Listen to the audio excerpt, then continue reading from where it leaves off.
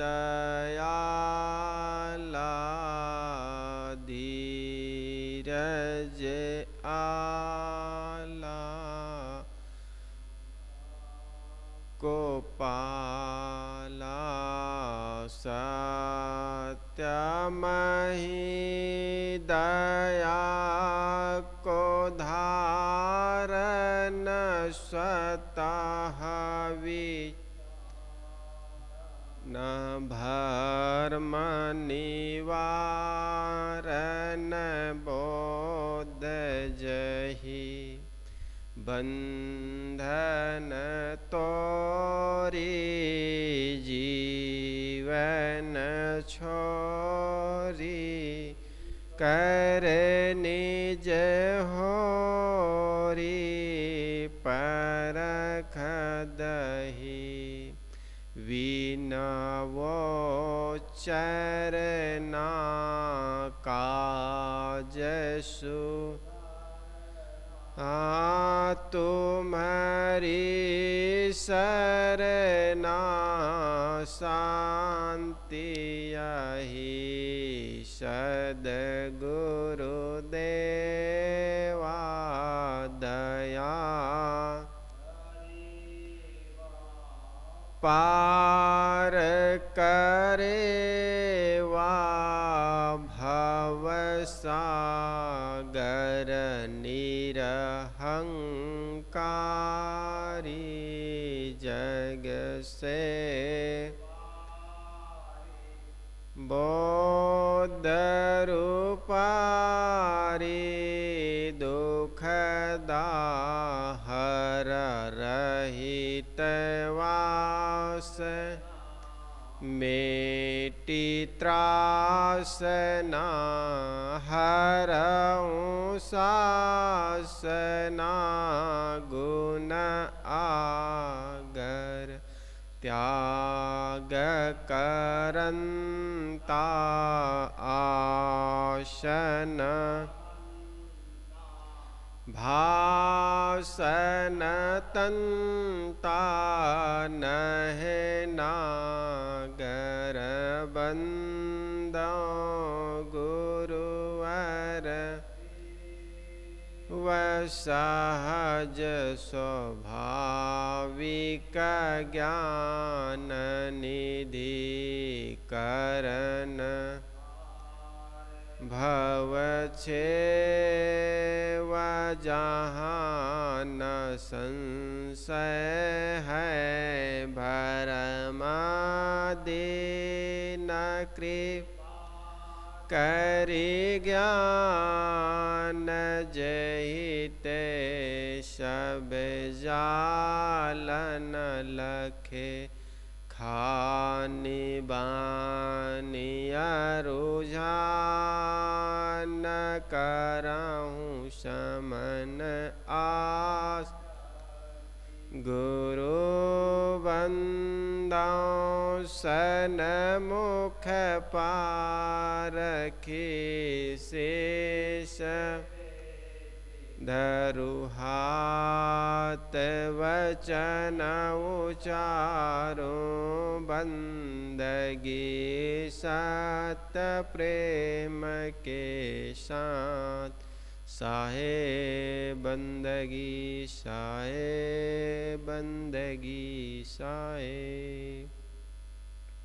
Light जला जगदीश, ये light जलाओ।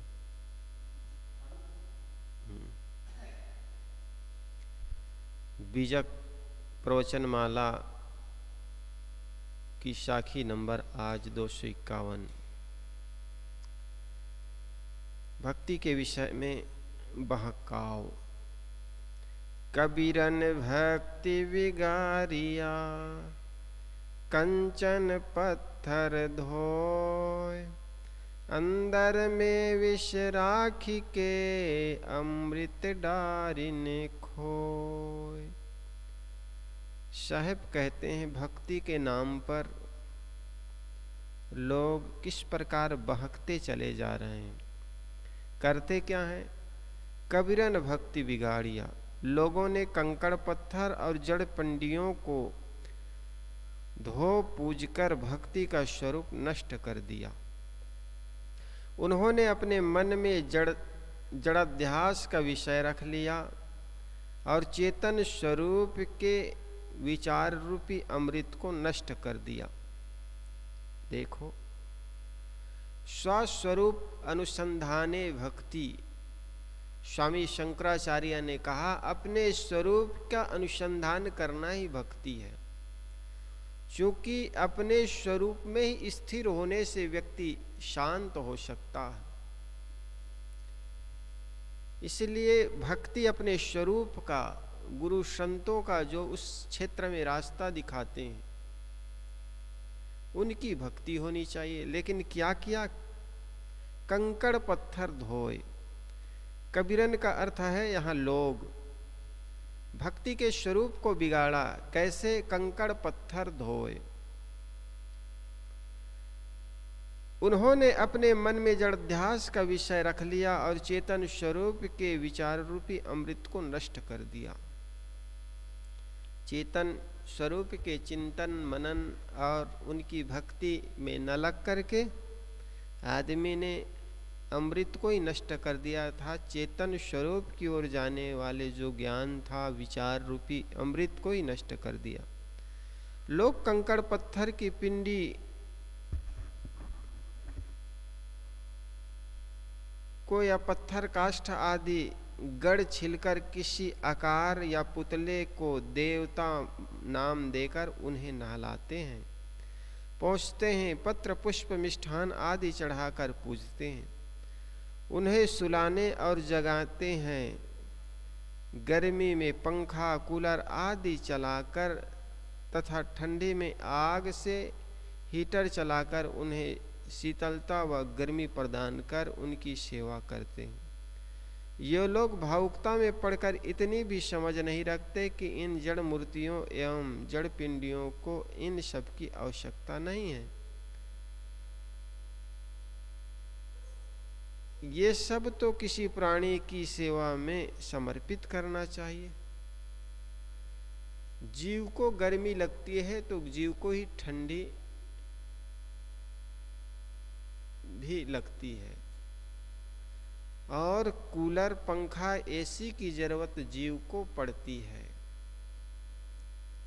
क्योंकि शरीर 5 तत्वों से निर्मित है, इसमें भूख प्यास गर्मी सर्दी सबको लगता है। किसी शायर ने कहा ना, कभी गर्मी कभी सर्दी ये तो प्राकृतिक के नज़ारे हैं। कभी सर्दी कभी गर्मी ये तो प्राकृतिक के नज़ारे हैं। प्यासे वे भी रह जाते हैं जो दरिया के किनारे हैं। नित सत्संग पाकर के भी आदमी अतृप्त हो जाए तो उसमें सत्संग की गलती थोड़ी है, उसमें तो सुनने वाले की गलती है। इसी प्रकार लोग कहते हम सत्संग में जाते हैं, लेकिन जड़ पिंडियों के पीछे जो आसक्ति है, अंध मान्यता है, ये छूट नहीं पाता। सागर के पास जाकर कोई आदमी प्यासा हो जाए तो प्यासा तो सागर के पास जाकर रह ही जाते हैं, चूंकि सागर का पानी पिया नहीं जा सकता, खारा पानी होता है और खारा पानी से कभी किसी की प्यास बुझी है? सागर से कभी मिट नहीं सकती। कभी किसी की प्यास एक बूंद से हो सकती है, पूर्ण किसी की आस अरे कोई कारण होगा। सागर दरिया के किनारे भी जाकर व्यक्ति प्यासे रह जाते हैं, क्योंकि पानी जो है वो खारा होता है। ये कूलर पंखा ठंडी और गर्मी के लिए जीव चेतन को जरूरत पड़ती है, न कि जड़ पिंडियों को। ये सब तो किसी प्राणी की सेवा में समर्पित करना चाहिए। जड़ पिंडियों एवं जड़ मूर्तियों की सेवा पूजा करना केवल समय की बर्बादी नहीं करना है, किंतु उल्टे उत्तरोत्तर जड़ भावना को ग्रहण करके चेतन स्वरूप के बोध से दूर होते जाना है। पत्थर काष्ठ मिट्टी धातु कागज आदि की मूर्ति चित्र आदि तो केवल किसी दिवंगत व्यक्ति के स्मरण दिलाने वाले हैं। किसी महापुरुष की मूर्ति या चित्र देखने से उनकी याद होती है। यदि उनका उपयोग है। मूर्ति चित्र आदि को धूल गर्दा आदि से गंदे न होने दे, उन्हें साफ रखें, यही उनकी पूजा है। फिर इससे अधिक उन्हें नहलाना, खिलाना, सुलाना, जगाना, पंखा करना, आग तपाना, उनकी आरती उतारना, वंदना करना, नमस्कार करना, सब भावुकतापूर्ण एवं विवेक विरुद्ध बातें हैं। विवेकवान लोग महापुरुषों के चित्र केवल दीवाल आदि में टांग देते हैं, जिससे उन पर नजर पड़ने पर मन में अच्छे भावना आवे। कई बार आदमी प्रश्न करते हैं, महाराज जी आप लोग चेतन की पूजा करने वाले हैं, लेकिन ये फोटो क्यों लगाते हैं? फोटो स्मरण के लिए है। कोई भी मूर्ति है, फोटो है, स्मरण के लिए है। जिस प्रकार एक गंदी फोटो को देखने के लिए, गंदी मूर्ति को देखने के लिए, देखने से व्यक्ति के मन में जब कुभावनाएं पैदा हो जाती। कभी देखो कोई अश्लील फोटो देखते हो, मन कामुकता से भर जाता। कोई और लुभावनी चीजों को देखते हो, मन प्रलोभन से भर जाता है। कोई क्रूर व्यक्ति के फोटो को देखते हो, आपका मन क्रोध से भर जाता है। जब गलत चित्रों को देख लेने से आपका मन गलत दूषित हो जाता है, तो अच्छे फोटो देखने से क्या आपका मन वीरता से नहीं भरेगा, वैराग्य से नहीं भरेगा? सरदार भगत सिंह, वीर शिवाजी महाराज, अनेक महापुरुषों के फोटो देखने से मन वीरता से भर जाता है, देशभक्ति से भर जाता है। महात्मा बुद्ध, कबीर, महावीर के फोटो देखने से, संत विरक्तों के फोटो देखने से मन वैराग्य से भर जाता है। उनकी शांत चित्त फोटो को निहारिए कुछ क्षण के लिए।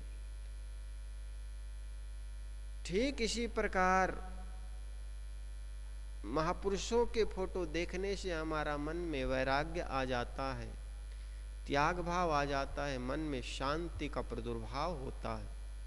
इसके लिए लोग फोटो को लगाते हैं, जिससे उनकी याद हो, उनकी जीवनी याद हो और उनका जीवन कैसा रहा, इनके बारे में जानने से आपका भी मन वैराग्य से भर जाता है। तो चित्र केवल दीवार या में टांग देते हैं, जिससे उन पर नजर पड़ने पर मन में अच्छे भाव पैदा हो। वे उनको ना नमस्कार करते हैं, ना उसकी पूजा आरती करते हैं। मूर्ति तो वे रखते ही नहीं, क्योंकि भोले लोग द्वारा उनमें पूजा का भाव बढ़ सकता है। अब कोई भी फोटो या मूर्ति तुम हाथ जोड़ करके उनकी नमस्कार करो, कहो तमेव माता च तमेव पिता तमेव बंधु सखा तमेव। अब ना तुम मंत्र बोलते हो, उसको फोटो जान पाता है, ना मूर्ति जान पाती है, बल्कि उनके सामने केवल आप गिड़गिड़ाते हैं।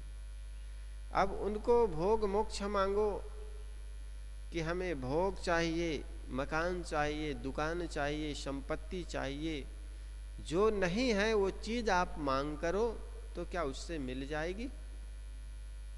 लेकिन हम केवल धारणा बनाकर सोचते हैं कि इस भगवान की पूजा कर लेने से, मूर्ति की पूजा कर लेने से, फोटो की मूर्ति कर लेने से हमें हमारी मांग की पूर्ति हो जाएगी।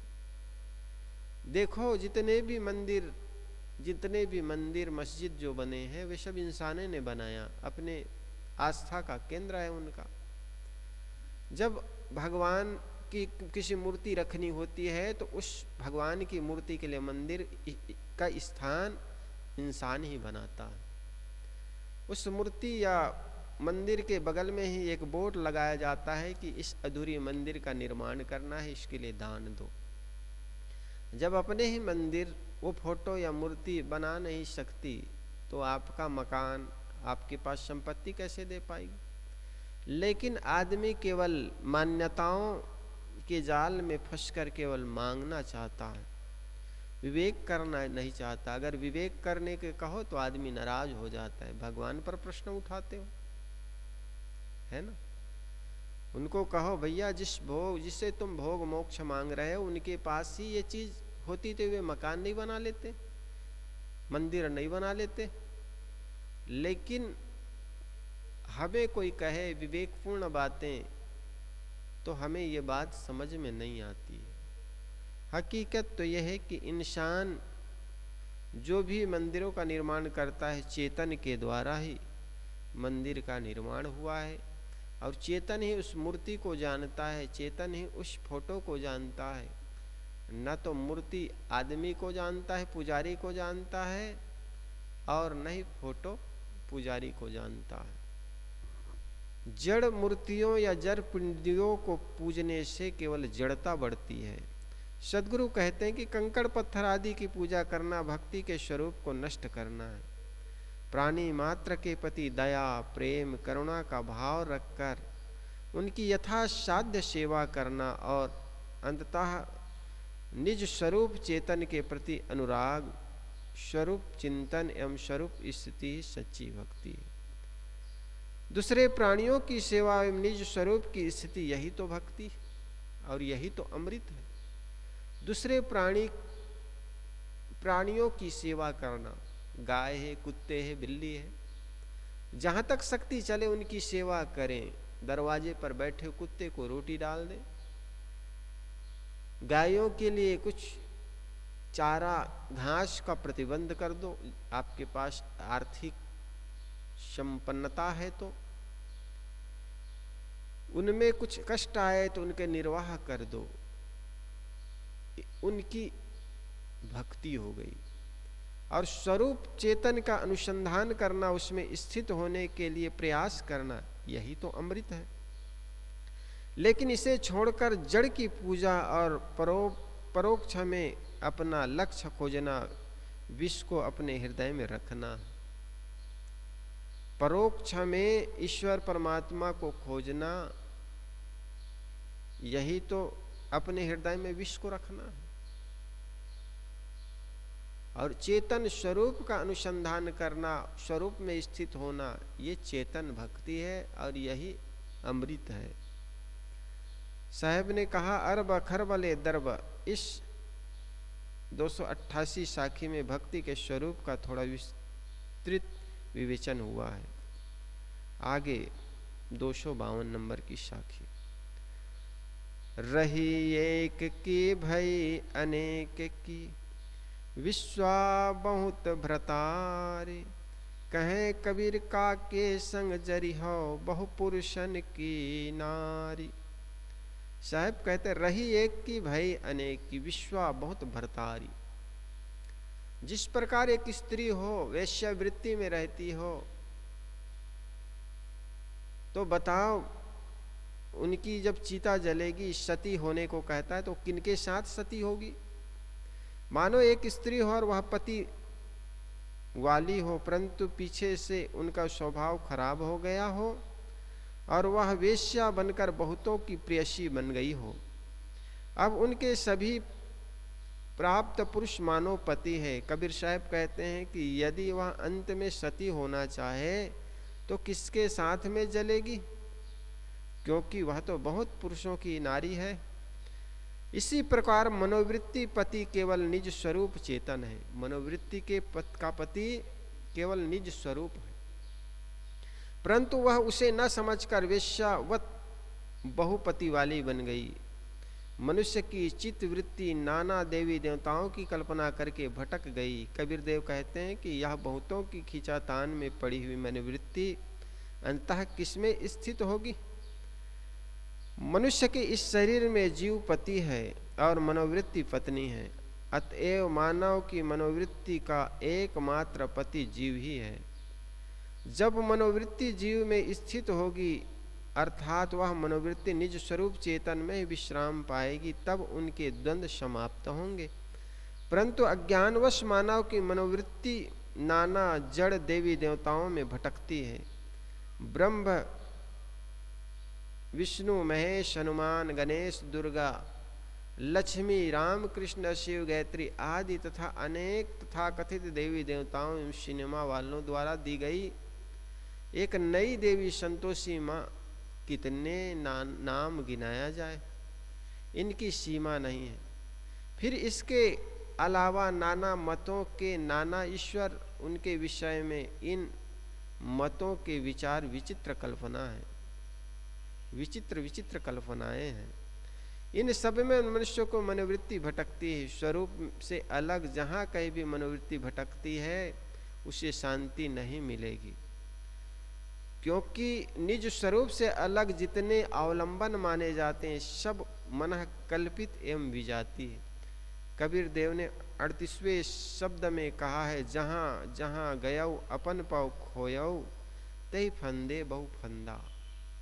जहाँ जहाँ मनोवृत्ति भटकता है, बाहर तीर्थों में गया, मंदिरों में गया, नदी तालाब को देवी मानकर मोक्ष मानकर आदमी पूजा शुरू कर दिया, उनके मनोवृत्ति वहाँ वहाँ भटकता चला गया। जहाँ भी गया अपन पाव खोया। साहेब कहते हैं जहाँ भी गए जहाँ जहाँ गए अपन पाव खोया ते ही फंदे बहु फंदा। जहाँ जहाँ गए वहाँ अपने आप को खो दिया और बहुत से फंदे में और पड़ गए। गोस्वामी तुलसीदास जी भी बड़ी सुंदर कहा है, श्रुति पुराण बहु कहे उपाई छूटत नाहि अधिक अधिक अरुझाई। श्रुति पुराण में कल्याण के मोक्ष की बहुत सी बातें की गई है, लेकिन उसमें छूटते नहीं बल्कि लेग और उलझते चले जाते। क्योंकि अपने से जैसे घर से जैसे बाहर निकला कोई आदमी घर को खोजने के लिए, भटकाव शुरू हो गया। इसी प्रकार चेतना को छोड़ करके अन्य पानी पिंडियों में जहाँ आदमी मोक्ष कल्याण या शांति के लिए दौड़ता है, सिवाय भटकाव के कुछ नहीं मिलता। तीर्थों में सिवाय मन भटकता है। कहें कबीर काके संग जरी हो। कबीर देव कहते हैं कि मनोवृत्ति किसकी स्थिति किसमें स्थिर होकर परम विश्राम पाएगी, क्योंकि अपने निज स्वरूप को छोड़ करके अनेक देवी देवताओं में जब व्यक्ति बंध जाता है तो अपने स्वरूप से दूर होता चला जाता। और जहाँ जहाँ गए अपन पर खोयो, जहाँ गया अपने आप को खोता चला गया। ऐसे गुरुजन मिल जाते हैं जो उनको बाहर के बातों में आकर्षित कर लेता, जड़ पिंडियों में लग जाता है, उसी को नहलाने धुलाने, उसी को खिलाने पिलाने, उसी के ध्यान में लगा रहता है। हमारे मनोवृत्ति के वास्तविक पति जो है हमारे अपने स्वरूप है, चेतन आत्मा। लेकिन उस चेतन आत्मा में रमन न करके जड़ पिंडियों में ही रमण करे तो उसको क्या विश्राम मिल सकता है? मन और भटकता चला जाता है, लेकिन मन विषयों से मुड़कर जब अपने में आ जाएगा तब सुख का स्रोत खुलेगा जो है अनंत अपनों में। सारे मनोवृत्ति को हटाकर अपने आप में लगाना, अपने आप का मतलब होता है अपने चेतन स्वरूप में स्थिर करने से ही विश्राम मिल सकता। साहब बड़े सटीक उदाहरण देते हैं, जिस प्रकार एक बहुपुरुषन की जो नारी हो, उसकी पति तो हो लेकिन बाद में उनके विचार खराब होने से, मनोवृत्ति खराब हो जाने से बहुत से पुरुषों के साथ संबंध बनाती हो। ऐसे स्थानों, ऐसी स्थिति में जरा सोचो वो किनके साथ सती होगी। अंतिम समय में जब मरना हो या अपने आप में शांत होना हो तो किनके साथ शांत हो पाएगी? क्योंकि अनेक देवी देवताओं को अपनी पति मान बैठा है और उन्हीं के पीछे दौड़ता रहता है। साहब कहते हैं काके संग जरी हो बहु पुरुषन की नारी। कहे कबीर काके संग जरी हो बहु पुरुषन की नारी। कबीर देव कहते हैं मनोवृत्ति किसमें स्थिर होकर परम विश्राम पाएगी? वस्तुतः जब तक यह विश्रांति विजाति देवी देवताओं में भटकती रहेगी कभी चिर विश्रांति नहीं पाएगी। चिर विश्रांति तो निज स्वरूप चेतन में स्थिर होने से ही मिल सकता है। सार भाव यह है कि मनुष्य जब तक अपना उपास्य अपने स्वरूप चेतन स्वरूप एवं आत्मदेव को न समझकर बाहर भटकता है तब तक उसे परम शांति नहीं मिल सकती। मनुष्य की मनोवृत्ति को परम विश्रांति स्वरूप स्थिति में ही मिलता है। आगे साहब कहते हैं संसार सागर मन पक्षी। तन बोहित मन काग है, लक्ष्य योजन उड़ जाए। कहे कबीर के भर में अगम दरिया, कभी के भर में अगम दरिया, कभी के गगन रहा है। साहब कहते तन बोहित, या तन जो है जहाज है, बोहित कहते हैं जहाज, और मन है काग। ये शरीर जहाज है और मन काग है, कौवा। लक्ष्य योजन उड़ी जाए। साहब कहते यह मानव शरीर संसार समुद्र में तैरता हुआ एक जहाज है। इन पर मन रूपी कौवा बैठा है। यह क्षण में ही लाखों योजन उड़ जाता है। कभी तो यह अपार संसार समुद्र में भटकता है और कभी अलौकिकता के आकाश में पंख फहराने लगता है। जहाज समुद्र के तट पर मानो खड़ा है। एक कौवा शाम को आकर उस पर बैठ गया। कुछ समय बीतते ही जहाज तट से चल पड़ा। सुबह होते होते जहाज सैकड़ों किलोमीटर दूर चला गया। अब कौवा जहाज से उड़कर इधर उधर जाता है। दूर दूर तक जाने पर भी उन्हें न स्थल मिलता है न बाग वन। वह कहीं आश्रय न पाने से पुनः जहाज पर लौट आता है, क्योंकि जहाज के सैकड़ों हजारों किलोमीटर चारों तरफ केवल जल ही जल है। अब जल में तो वो निवास नहीं कर सकता है। इसी प्रकार संसार सागर में यह शरीर जहाज है। इसमें मन रूपी कौवा बैठा है। या क्षण क्षण लाखों योजन उड़ जाता है, परंतु उसको अलग आश्रय न मिलने से वह शरीर में लौट आता है। मन कोई ऐसी वस्तु नहीं कि वह कहीं जाता हो। वस्तुतः हमने जो कुछ देख सुन और भोग रखा है, उनकी याद होना ही मानो मन का भटकना है। मन तो शरीर के भीतर ही रहता है। उन्हीं से यह अनुभूति विषयों की याद करता है। हमारा जो शरीर है मानव एक जहाज है संसार सागर में, और इसमें मनोवृत्ति जो कौवा है, मन जो कौवा है, बार बार कल्पनाओं के उड़ान भरने के बाद पुनः इस नाव रूपी शरीर में आ जाता है। कबीर देव जो भी उदाहरण देते हैं बड़े सटीक देते हैं। इसमें मनोवृत्ति कौवा बैठा है। या क्षण क्षण लाखों योजन उड़ जाता है, परंतु उनको अलग आश्रय न मिलने से वह शरीर में लौट आता है। मन कोई ऐसी वस्तु नहीं कि वह कहीं जाता हो। वस्तुतः हमने जो देखा सुना और भोगा है, उसी का संस्कार मन में पड़ा हुआ है और उसी मनोमय का भटकना है। मन तो शरीर के भीतर ही रहता है। वहीं से वह अनुकूल विषयों का याद करता रहता है। कबीर देव अपनी बातें सटीक एवं सुंदर उदाहरण देकर समझाते हैं। यह उनकी कथन शैली की महान विशेषता है।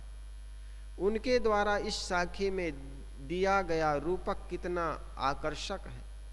संसार सागर है, शरीर जहाज है और मन कौवा है। यह मन कौवा लाखों योजन उड़ जाता है। यह कभी संसार सागर में भटकता है और कभी अलौकिकता के आकाश में ऊंचाई पर चढ़ जाता है। मन में कई तरह के विचार उठते हैं। कई बार तो ज्ञान की बातें सुनकर के ऐसा लगता है बस मुक्त हो गए, परम शांति को प्राप्त हो गए, और थोड़े देर में कुछ क्षण बाद में संसार में फिर उलझ जाता है। जिनसे हमने कुछ लेन देन किया, जिनसे हमने कुछ बात बर्ताव किया कल या परसों या 2 साल पहले 5 साल पहले, वही अनुकूल बातें ले करके मन बड़ा पीड़ित होता रहता है। ये मन में अनेक प्रकार के बातें उठते रहते हैं, जिसको कई बार शेख चिल्ली की कहानी जानते हो? शेख चिल्ली की कहानी ऐसा है कि एक आदमी था, उनके पास मुर्गी थी। मुर्गी अंडा देती, उस मुर्गी के अंडे को शहर में बेच आता। उन्होंने एक दिन मुर्गी का कुछ अंडा लेकर के चला जा रहा था। उनके मन में विचार आया, मुर्गी बेचूंगा, मुर्गी का अंडा बेच करके बहुत पैसे आ जाएंगे, फिर भैंस खरीद लूँगा, भैंस खरीद लूँगा, फिर दूध होने लगा गया, फिर दूध बेच करके मैं पैसे कमा लूँगा, दूसरी भैंस फिर खरीद लूँगा, जब 2-4 भैंस हो जाएगी फिर दूध बेच बेच करके पैसे हो जाएगा तो मैं बिल्डिंग बना लूँगा, मकान बना लूँगा, और जब मकान बन जाएगा तो मैं शादी कर लूँगा, शादी करूँगा तो पत्नी आएगी, फिर पत्नी आएगी, फिर बच्चे होंगे, फिर एक बच्चे होंगे, फिर 2 बच्चे हो जाएंगे, फिर बच्चे और पत्नी सब सोते रहेंगी।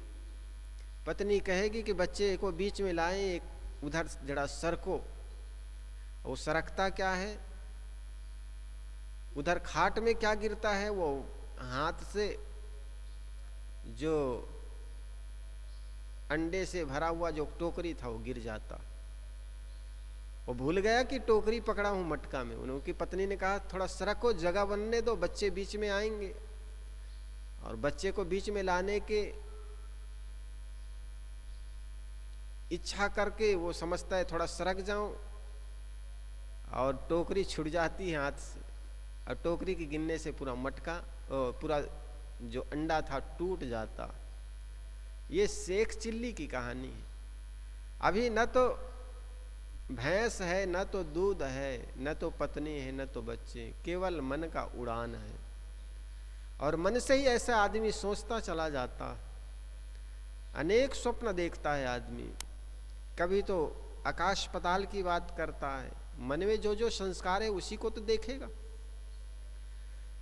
हम बैठ करके नहीं बैठ पाते हैं। दिल्ली में उस दिन संत श्री बना साहब ने बड़े सुंदर कहा, यहां बैठे हैं ये कोई पक्का पता नहीं, और बैठ जाएं तो बड़ा सौभाग्यशाली है, लेकिन हम बैठ करके भी बैठ नहीं पाते हैं। देखने में तो ऐसा लगता है सत्संग में बैठे हैं, और सत्संग में बैठे लेकिन पक्का नहीं कि यहां बैठे ही हो, क्योंकि मन तो उड़ान भरता, हवाई उड़ान,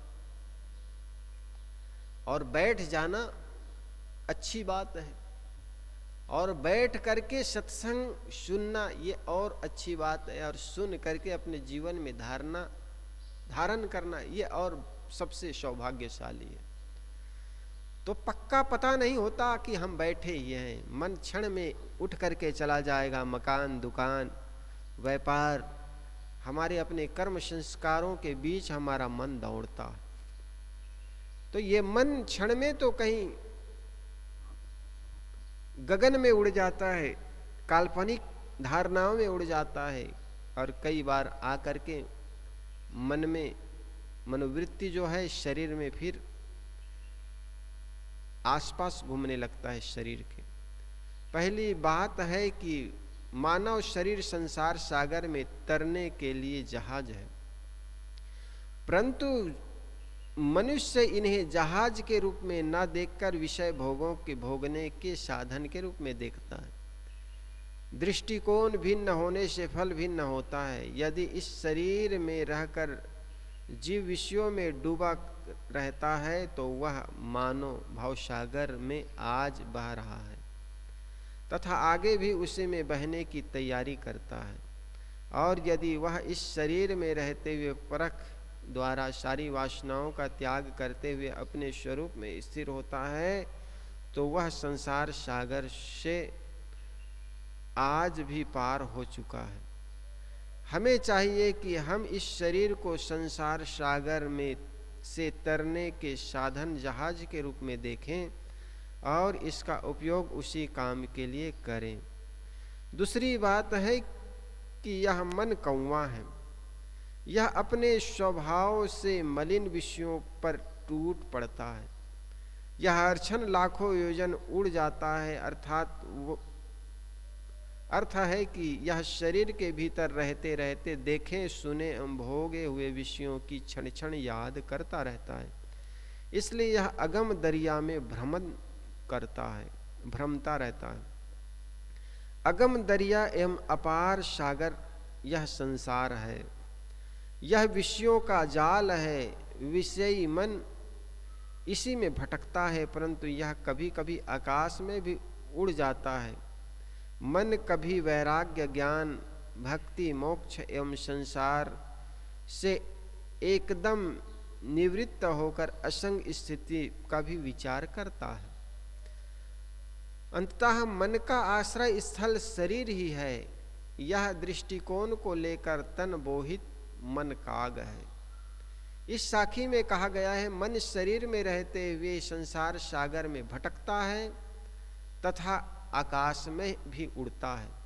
अतएव इसी हाड़ चाम के शरीर में रहते हुए विवेक ज्ञान हो जाने पर मन विषयों के सागर में से मुक्त होकर अध्यास के आकाश में चढ़ सकता है।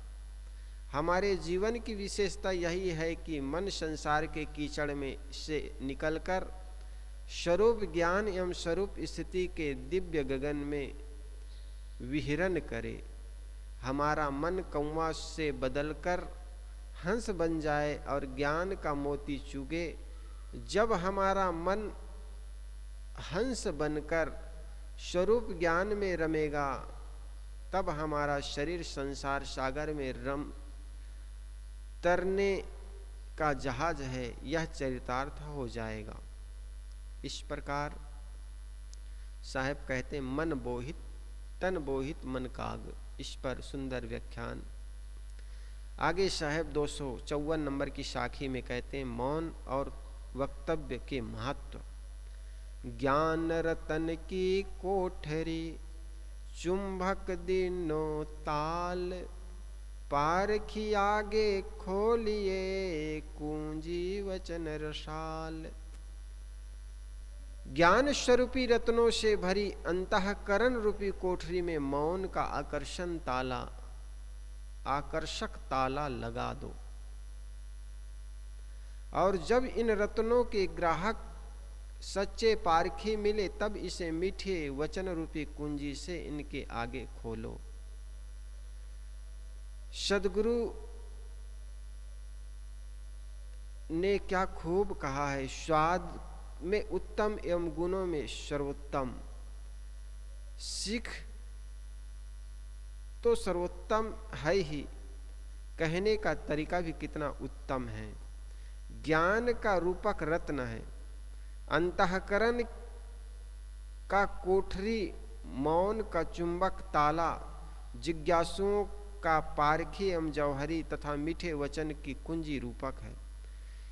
इन रूपकों एवं अलंकारों से कबीर देव हमें बहुत बड़ी सीख देते हैं। कितने ज्ञानी कहलाने वाले बदो तो पंच, न बदो तो पंच बने हर जगह हर समय अधिकारी एवं अनधिकारी के सामने अपना ज्ञान झाड़ते रहते हैं। सद्गुरु कहते हैं कि ज्यादा बकबक करने से न तुम्हारा कल्याण होगा न दूसरे का। ज्ञानी का ज्ञान उनके अंदर ही पचना चाहिए। खाया हुआ आहार यदि नहीं पचता,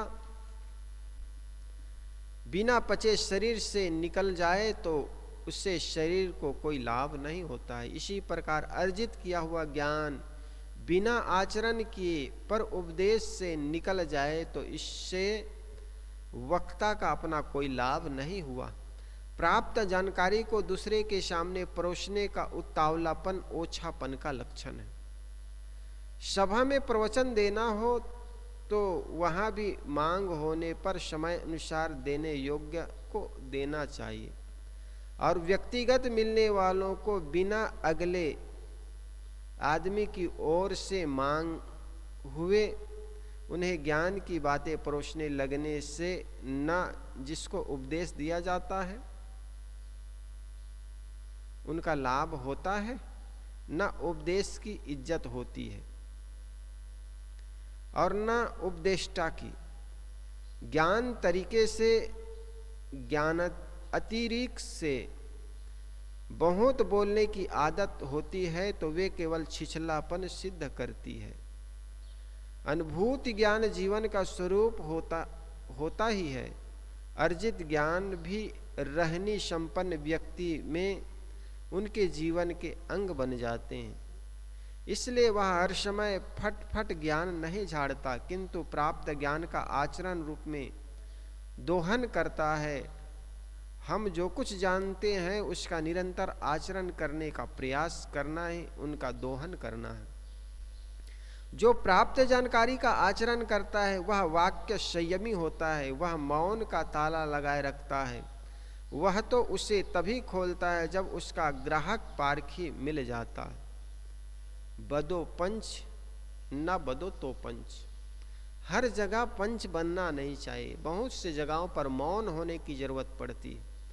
ज्ञान की बातें जानते हो तो उसको पचाओ। पचाने का मतलब होता है उसको जीना। बेपारखी के सामने अपने रतन को खोलना उनका निरादर करना है। कुंजड़ों की हाट में रतन नहीं बिकते। सब्जी वालों के बाजार में चले जाओ और तुम सोना चांदी वहां फैलाओ तो क्या सब्जी मंडी में सोने का भाव समझ पाएंगे लोग?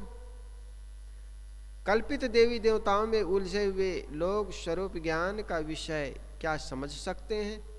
किंतु यह भी समझना चाहिए कि सदपात्र हर जगह होते हैं। जिन मनुष्यों को स्वरूप ज्ञान की बात बताने वाला कोई नहीं मिलता तो वे देवी देवताओं की अलिक धारणा में ही उलझे हैं।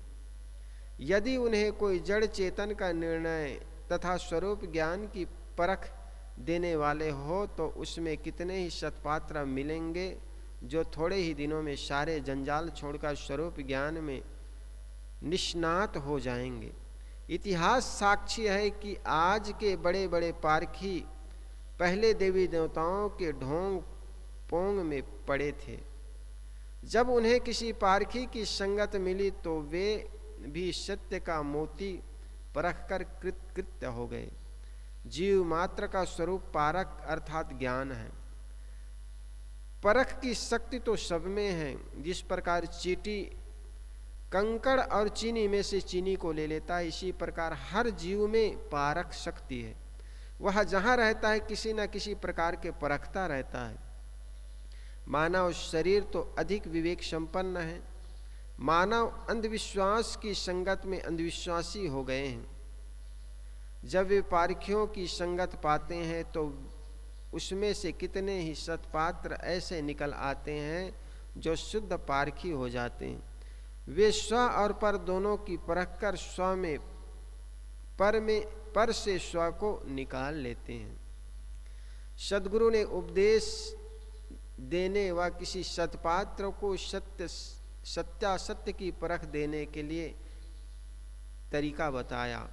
पारखी आगे खोलिए कुंजी वचन रसाल। एक तो सत्पात्र के आगे अपनी बात रखो और दूसरी बात की मीठी वचनों से किसी को सीख दो। रुचिहीन आदमी के पीछे अपना समय और शक्ति व्यर्थ मत करो, परंतु जो तुम्हारी बातों में रुचि ले उससे मीठे वचनों से बात करो। वह ध्यान रखो, सारा सत्य किसी के सामने एक साथ नहीं कहा जा सकता। भले ही कोई बहुत गहरे अंधविश्वास में पड़ा हो, परंतु उसे मीठे वचनों से जितना ज़्यादा सफलतापूर्वक समझाया जा सकता है उतना कटु कहकर नहीं। उपदेश के मीठे वचनों के कारण श्रोता का उपदेशक से प्रेम हो जाता है और प्रेम हो जाने के बाद सीख देने वाले को बातें गले उतरने लगती है। इस साखी में मुख्य दो बातें बताई गई है। विवेकवान का काम है कि वह या तो मौन रहे या तो सत्पात्र मिलने पर मीठे वचनों से उसे अच्छी सीख दें। गोस्वामी तुलसीदास जी ने भी वैराग्य संजीवनी में कहा है कि मुखपट दिन्हे रहे यथा अर्थ भाषात, तुलसी यह संसार में सौ विचार युत संत।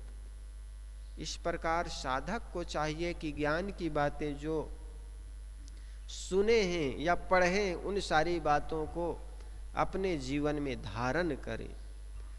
जिस प्रकार अपने जीवन में धारण करे हुए वाणियों का प्रभाव दूसरे पर भी पड़ता है, जैसे कोई आदमी बंदूक की गोली को हाथ में रख करके फेंके तो उतनी दूर नहीं जाती है, और वही गोली बंदूक में रख करके मारा जाए तो सटीक जगह पर और दूर तक गोली जाती है। इसी प्रकार जीवन में अगर आचरित करने के बाद किसी को उपदेश दिया जाए तो बात उनको लगती है, अन्यथा हवा में निकल जाती है। कहनता तो साहब ने कहा ना, कहनता तो बहुते मिले गहनता मिला न कोई, सो कहनता बहु जान दे जो न गहनता हो। जो आदमी जीवन में आचरित नहीं किया है, केवल बकबक करता है ज्ञान की बातों को, ऐसे लोगों को बहने दीजिए, जाने दीजिए। साहब ने बड़ा सुंदर और कहा है, कथनी कथे करनी करे सो पूत हमारा, कथनी कथे सो नाती, रहनी रहे सो गुरु हमारा, हम रहनी के साथी। करनी करे सो पूत हमारा, साहब कहते हैं जो करनी करता है वो पूत है। कथनी कथे सो नाती, दूर का रिश्ता हो गया। करनी पुत्र का रिश्ता होता है, अपना रिश्ता होता है। कथनी करनी करे सो पूत हमारा, कथनी कथे सो नाती, और जो रहनी रहे सो गुरु हमारा, हम रहनी के साथी। साहब कहते हैं जो रहनी में रहता वो हमारे गुरु है। केवल कहता है करता नहीं, मुख के बड़े लबार। साहब ने कहा कहता है करता नहीं, मुख के बड़े लबार। आगे और कुछ कहा, जो केवल कहता है करता नहीं वो मुख के लबार है, झूठे हैं। इसलिए जो बात ज्ञान के हमें समझ में आ जाती है, जो बात हमें जीवन में आचरित करनी चाहिए, वो बात को आचरित करने के बाद सामने वाले को भी विश्वास होने लगता है, भाई ये आचरण संपन्न व्यक्ति है, धार्मिक है। धार्मिक जगत में जो चोंगा पहना होता है, कपड़ा पहना होता है, लोगों की बड़ी आस्था होती। चंदन तिलक लगाकर और साधु वेश बनाकर लोगों को ठगना सरल होता है। यही कारण है कि रावण जैसे आदमी भी साधु का वेश बनाता है, क्योंकि साधु का वेश बनाने से आदमी भ्रम में हो जाता है कि ये संत है, और संत समझ करके आदमी उनको जगह दे देता है। तो इस प्रकार कथनी का तब महत्व है जब आदमी अपने करनी में उतारता है, अपने जीवन में उतारता है। इस पर सुंदर व्याख्यान, सुंदर बातें सद्गुरु कबीर साहिब की साखी के माध्यम से। अब आइए, वंदनीय गुरुदेव, वंदनीय है गुरुदेव, काल जाल के फंदा बारी, काल फंदा भारी, परख लखायाओ भेव तुमको, वंदनीय है गुरुदेव, वंदनीय गुरुदेव तुमको, वंदनीय गुरुदेव। शास्त्र सब खोजत हारे, वेद शास्त्र सब खोजत हारे, मर्म न जानत के,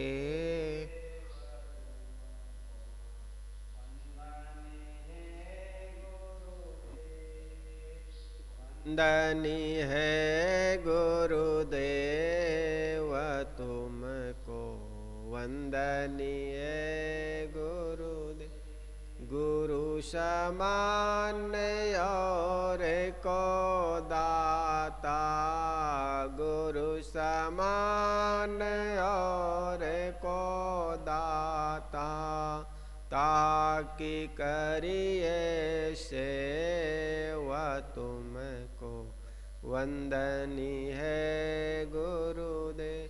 साहेब कबीर अभय पद दाता।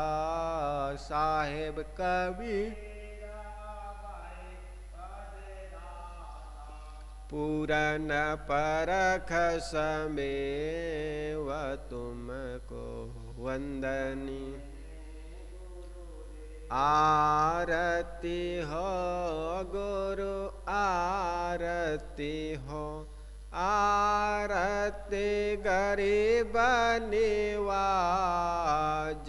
साहेब आरती हो, आरती दीन दयाल।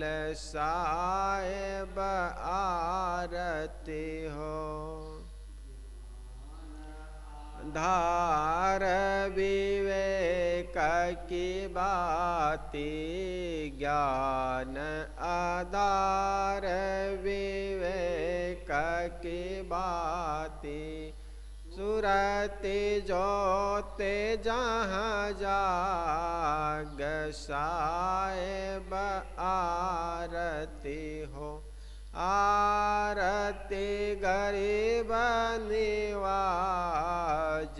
साहेब आरती हो, रति करूं सद्गुरु साहेब की। जहाँ सब संत समाज। साहेब आरती गरीब निवाज।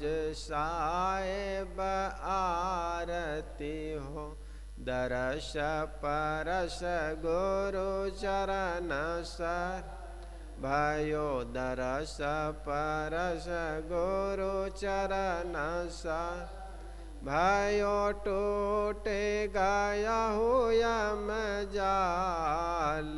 साहेब आरती हो, आरती दीन दयाल। साहेब आरती हो, साहेब कबीर संतन की से। साहेब कबीर संतन की कृपा से। भयाओ परख परकाश। साहेब आरती हो, आरती दीन दयाल। साहेब आरती हो, आरती गरीब निवाज। साहेब दास जान निज आपनो विनती सुनिए मोर। विनवत हूँ कर जोर के गुरु शरणागत तोर। काम क्रोध मद लोभ में नित मैं रहूं भुलान। दीन दास प्रभु जान के लीजे बंदी छुड़ा। मम दृष्टि महामलिन खान वानी के बीच। दया करी गुरु वो दिए मैं हूँ अधम अति नीच। काल जाल बहु फेर में पर हूँ निपट गंवार। शरण आय की लाज है साहेब लीज उबार। मन वच कर्म गुरु साधु से टूटे नाम मने। बंदी छोर यह दीजिए वरदान सदा अच्छे।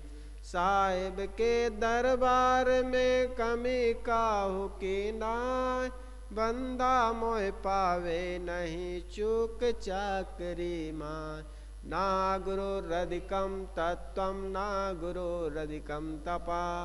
गुरुर्ज्ञानात् परम नास्ति तस्मै सद्गुरुवे नमः। ध्यान मूलम गुरुर्मूर्ति पूजा मूलम गुरुपदम। मंत्रमूलं गुरुर्वाक्यं मोक्षमूलं गुरुर्कृपा। गुरुर्देवो गुरुर्धर्मो गुरुर्निष्ठा परं तपः। गुरुर्परतरं नास्ति नास्ति तत्त्वं गुरुपरं। बंदौ सन्मुख पारखी शेष बेट धरुहार। वचन उचारो बंदगी सत्य प्रेम की। साहेब बंदगी साहेब बंदगी साहेब बंदगी। एव की जय हो जी की जय हो।